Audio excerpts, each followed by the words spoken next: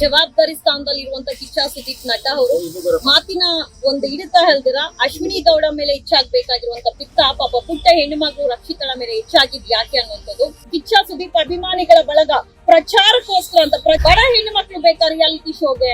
Big boss show ಪದೇ ಪದೇ ವಿವಾದದ ಕೇಂದ್ರ ಬಿಂದುವಾಗ್ತಾ ಇದೆ.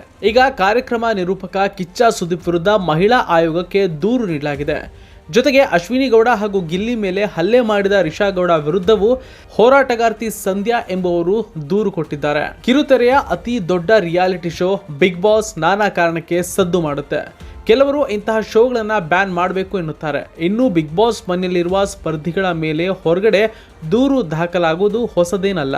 ಈ ಹಿಂದೆ ವರ್ತೂರು ಸಂತೋಷ್, ತನಿಷಾ ಕುಪಾಂಡ, ಇತ್ತೀಚೆಗೆ ಗಿಲ್ಲಿ, ಅಶ್ವಿನಿ ಗೌಡ ವಿರುದ್ಧ ಕೂಡ ದೂರು ದಾಖಲಾಗಿದ್ದು ಗೊತ್ತೇ ಇದೆ. ವೀಕೆಂಡ್ ಪಂಚಾಯಿತಿ ವೇಳೆ ರಕ್ಷಿತಾ ಶೆಟ್ಟಿ ಮೇಲೆ ಸುದೀಪ್ ಗರಂ ಆಗಿದ್ರು, ಆಕ್ರೋಶದಿಂದ ಮಾತನಾಡಿದ್ರು. ಇದು ಮಹಿಳೆಗೆ ಮಾಡಿದ ಅವಮಾನ, ದರ್ಪ ಎಂದು ಸಂಧ್ಯಾ ಎಂಬುವರು ಆರೋಪವನ್ನ ಮಾಡಿದ್ದಾರೆ. ಈಗ ಮಹಿಳಾ ಆಯೋಗ ಹಾಗೂ ಬಿಡದಿ ಪೊಲೀಸ್ ಠಾಣೆಗೆ ದೂರು ಕೊಟ್ಟಿದ್ದಾರೆ. ದೂರು ಕೊಡ್ತಾ ಇದ್ದಂತೆ ಸುದೀಪ್ ಅಭಿಮಾನಿಗಳು ನನಗೆ ಧಮ್ಕಿ ಹಾಕ್ತಿದ್ದಾರೆ ಎಂದು ಆಕೆ ಹೇಳಲು ಶುರು ಮಾಡಿಕೊಂಡಿದ್ದಾರೆ.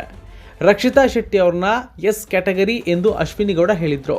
ಈ ಬಗ್ಗೆ ವಕೀಲರೊಬ್ಬರು ಈ ಹಿಂದೆ ದೂರು ನೀಡಿ ಆಕ್ರೋಶ ವ್ಯಕ್ತಪಡಿಸಿದ್ರು.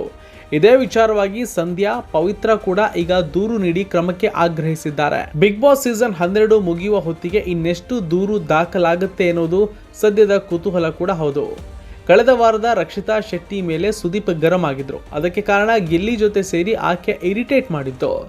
ರಕ್ಷಿತಾ ಹಾಗೂ ಗಿಲ್ಲಿ ಇಬ್ಬರು ಬೇರೆ ಬೇರೆ ತಂಡದಲ್ಲಿದ್ರು. ಟಾಸ್ಕ್ ವೇಳೆ ರಕ್ಷಿತಾ ಹಾಗೂ ಗಿಲ್ಲಿ ಗುಟ್ಟಾಗಿ ಮಾತನಾಡಿದ್ರು. ಇದು ಅಶ್ವಿನಿ ಬೇಸರಕ್ಕೂ ಕಾರಣವಾಗಿತ್ತು. ರಕ್ಷಿತಾಳನ್ನ ಆಕೆಯ ತಂಡದ ವಿರುದ್ಧವೇ ಗಿಲ್ಲಿ ಎತ್ತಿ ಕಟ್ತಾ ಇದ್ದಾರೆ ಎಂದು ಕೆಲವರು ಆರೋಪ ಕೂಡ ಮಾಡಿದ್ರು. ವೀಕೆಂಡ್ ಪಂಚಾಯಿತಿಯಲ್ಲಿ ಈ ವಿಚಾರವನ್ನ ಸುದೀಪ್ ಪರೋಕ್ಷವಾಗಿ ಪ್ರಸ್ತಾಪಿಸಿದ್ರು. ನೀವಿಬ್ರು ಇರಿಟೇಟ್ ಮಾಡಿದ್ರಾ ಅಂತ ಖಾರವಾಗಿಯೇ ಕೇಳಿದ್ರು. ಅದಕ್ಕೆ ಹೌದು ಎಂದು ರಕ್ಷಿತಾ ರಿಯಾಕ್ಟ್ ಮಾಡ್ತಾರೆ. ನಿಮ್ಮದೇ ತಂಡವನ್ನ ಯಾಕೆ ಇರಿಟೇಟ್ ಮಾಡ್ತಿದ್ದೀರಾ ಅಂದಾಗ ನಿಮಗೆ ಯಾವಾಗ ಹಾಗೆ ಅನ್ನಿಸ್ತು ಅಂತ ರಕ್ಷಿತಾ ಕೇಳಿದ್ರು. ಕೂಡಲೇ ಕೆಂಡಾಮಂಡಲವಾದ ಸುದೀಪ್ ಅದೇ ಈಗ ನನ್ನ ಪಿತ್ತ ನೆತ್ತಿಗೇರ್ತಲ್ಲ, ಅದಕ್ಕಿಂತ ಸ್ವಲ್ಪ ಮುಂಚೆ ಅಂತ ತಿರುಗೇಟು ಕೊಟ್ರು. ಅಷ್ಟಕ್ಕೆ ಸುಮ್ಮನಾಗದ ಕಿಚ್ಚ, ನಾನು 2 ಸಲ ನಗ್ತೀನಿ, ಒಂದು ತುಂಬಾ ನಗು ಬಂದಾಗ, ಇನ್ನೊಂದು ಏರಿದಾಗ ಅಂತ ನಗೆ ಬೀರಿದ್ರು. ಇದಕ್ಕೆ ಸಂಬಂಧಿಸಿದ ಪ್ರೋಮೋ ಕೂಡ ಸಖತ್ ಸದ್ದು ಮಾಡಿತ್ತು.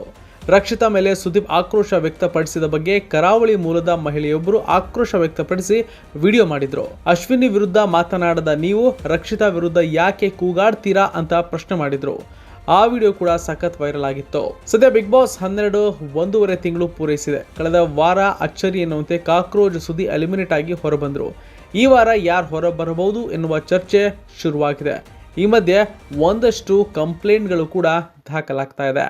ಜವಾಬ್ದಾರಿ ಸ್ಥಾನದಲ್ಲಿರುವಂತ ಕಿಚ್ಚ ಸುದೀಪ್ ನಟ ಅವರು ಮಾತಿನ ಒಂದು ಹಿಡಿತ ಹೇಳ್ದಿರ ಅಶ್ವಿನಿ ಗೌಡ ಮೇಲೆ ಹೆಚ್ಚಾಗಬೇಕಾಗಿರುವಂತ ಪಿತ್ತ ಪಾಪ ಪುಟ್ಟ ಹೆಣ್ಣು ಮಗಳು ರಕ್ಷಿತಳ ಮೇಲೆ ಹೆಚ್ಚಾಗಿದ್ ಯಾಕೆ ಅನ್ನುವಂಥದ್ದು. ಅಶ್ವಿನಿ ಗೌಡ ನಿರಂತರವಾಗಿ ತೇಜೋದೆ ಮಾನಹಾನಿ ಮಾಡ್ಕೊಂಡು ಒಂದು ಹೆಣ್ಮಗಳನ್ನ ಬರ್ತಾ ಇದ್ದಾಳೆ. ಹೋರಾಟಗಾರ್ತಿ ಅಶ್ವಿನಿ ಗೌಡ ಹಾಗೆ ಏನಂತ ಸ್ಲಮ್ ಅಂತ, ಎಸ್ ಕ್ಯಾಟಗರಿ ಅಂತ, ಅಮಾವಾಸ್ಯೆ, ಪೌರ್ಣಮಿ ಇವೆಲ್ಲ ಹೇಳ್ಕೊಂಡು ಸಮಾಜ ನೋಡ್ಕೊಂಡ್ ಕೂತಿದ್ಯಾ? ನಾಡು ನುಡಿ ಭಾಷೆಗೋಸ್ಕರ ಹೋರಾಟ ಮಾಡುವಂತ ಹೋರಾಟಗಾರರು ಯಾರೋ ಒಬ್ಬರ ಬಗ್ಗೆ, ಜಾತಿ ಬಗ್ಗೆ ಎತ್ತಿದ ತಕ್ಷಣ ಅಟ್ರಾಸಿಟಿ ಕೇಸ್ ಹಾಕುವಂತವ್ರು, ಬೇರೆ ಬೇರೆ ಹೋರಾಟ ಮಾಡುವಂತವ್ರು ಒಂದು ಬಡ ಹೆಣ್ಣು ಮಗಳ ಮೇಲೆ ನಿರಂತರ ನಿಂದನೆ ಮಾಡ್ಕೊಂಡ್ ಬರ್ತಾ ಇದ್ರೆ ಅದು ಮನೋರಂಜನೆ ಕಾರ್ಯಕ್ರಮ, ಅದು ರಿಯಾಲಿಟಿ ಶೋ ಅಂತಾರೆ. ಬಡ ಹೆಣ್ಣು ಮಕ್ಳು ಬೇಕಾ ರಿಯಾಲಿಟಿ ಶೋಗೆ? ಬಡ ಹೆಣ್ಣು ಮಕ್ಳು ಬೇಕೇನ್ರಿ ಇವ್ರಿಗೆ ರಿಯಾಲಿಟಿ ಶೋ ಮಾಡೋದಕ್ಕೆ? ಅಂತೋದಕ್ ಬೇಕಂದ್ರೆ ಅಶ್ವಿನಿ ಗೌಡ ಅಂತವ್ರನ್ನ ಕರ್ಕೊಂಡ್ ಬಂದ್ ಇಟ್ಕೊಂಡು ರಿಯಾಲಿಟಿ ಶೋ ಮಾಡ್ಕೊಳ್ಳಿ. ಬಡ ಹೆಣ್ಮಕ್ಳನ್ನ ತೇಜೋದೆ ಮಾಡುವಂತ ರೈಟ್ಸ್ ಯಾರ್ಗಿದೆ? ಅದ್ರಲ್ಲೂ ಗಿಲ್ಲಿನೂ ಒಬ್ಬ ಬಡ ಯುವಕ. ಇಲ್ಲಿ ದೌರ್ಜನ್ಯ ಅನ್ನೋದು ಹೆಣ್ಣು ಮೇಲೆ ಆಗ್ಲಿ ಗಂಡು ಮೇಲೆ ಆಗ್ಲಿ ಅದು ಎರಡಕ್ಕೂ ಕಾನೂನು ಕ್ರಮ ಹಾಕ್ಬೇಕು. ಹೆಣ್ಣು ಮಕ್ಕಳನ್ನ ಮುಟ್ಟಿದ ತಕ್ಷಣ ರೇಪ್ ಕೇಸು, ದೌರ್ಜನ್ಯ ಕೇಸ್ ಎಲ್ಲ ಹಾಕ್ತಾರೆ. ಒಂದು ಗಂಡ್ ಮಗುನ ಮುಟ್ಟಿದ ತಕ್ಷಣ ಯಾಕೆ ಯಾರು ಹೋರಾಟ ಮಾಡಿಲ್ಲ? ಕಾನೂನು ಕ್ರಮ ಅದು ತಗೊಳ್ಬೇಕಲ್ಲ. ಅದ್ರ ವಿರುದ್ಧನೂ ಇದೀನಿ. ಯಾರ ಮೇಲೆ ಮಾನಹಾನಿ ಮಾಡುವಂತ ಕೆಲಸ, ಯಾರ ಮೇಲೆ ದೌರ್ಜನ್ಯ ಮಾಡುವಂತ ಕೆಲಸ ಯಾರಿಗೂ ರೈಟ್ಸ್ ಇಲ್ಲ. ಯಾರನ್ನು ನಿಂದನೆ ಮಾಡುವಂತ ಕೆಲಸ ಇಲ್ಲ.